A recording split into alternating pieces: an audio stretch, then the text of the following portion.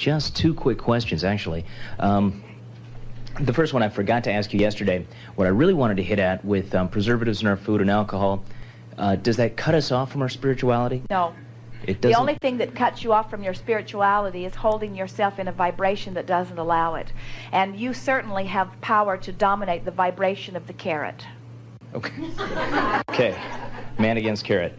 Okay. That's clear. And what I'm hoping you could also expound a little bit on, what are our ideal sleep patterns? Is there an ideal pattern for the organism that is best? Yes. And what would that be? First, we want to explain to you the benefit of sleep.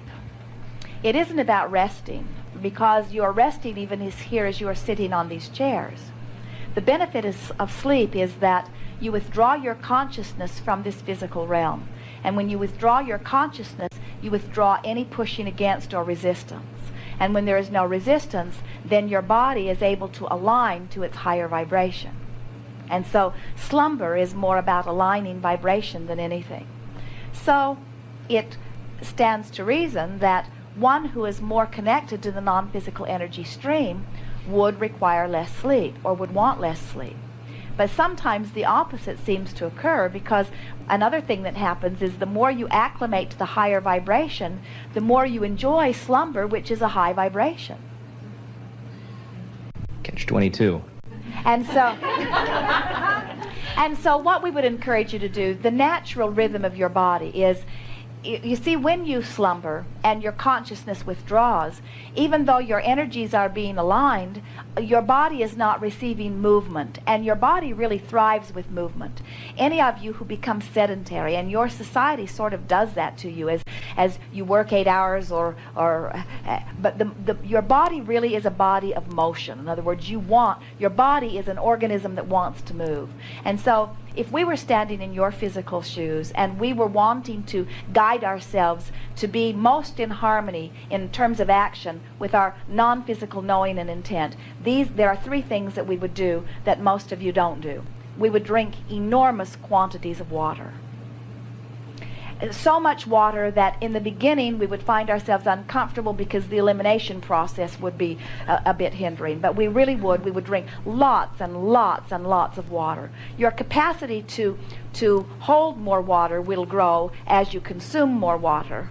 And so the elimination process would not be so uncomfortable. And every cell of your body, which is mostly water, would benefit, because the energy transmission of your body is affected.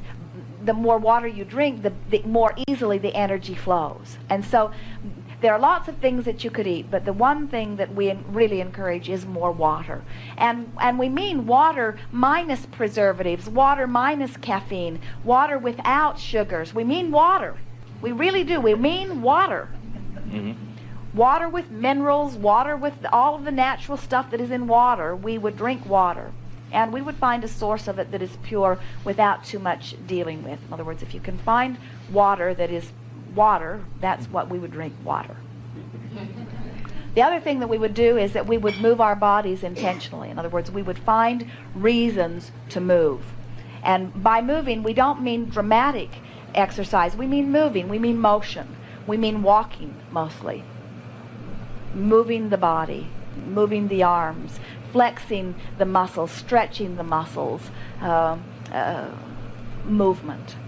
And the third thing that we would do is that we would rest when we are tired, and we would awaken when we are refreshed. In other words, we would try to follow a more natural rhythm. Now, that's hard to do under the work environment that many of you live, but we would sleep shorter snatches more frequently. In other words, we'd take a little nap on the lunch hour if we could, and we'd snatch a little nap after work if we could, and we'd sleep a shorter expanse in the middle of the night. In other words, we would not sleep longer than 4 hours at any stretch, only because the body benefits so much by motion. Wow. Thank you. That's what I needed to hear. For most, that's going to be a difficult acclimation, because you've trained yourself to believe that you need 8 hours of sleep.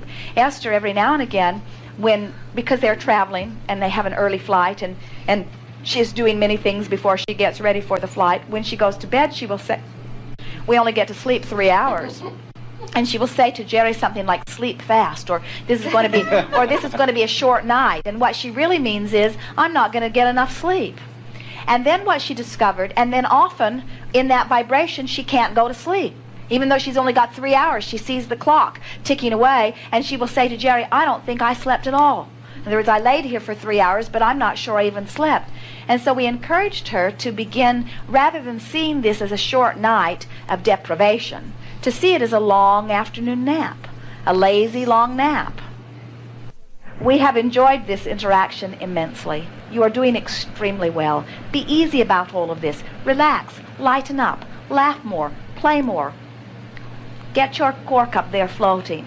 And it is our promise to you that you will live happily ever after. We have enjoyed this immensely. There is great love here for you. We are complete.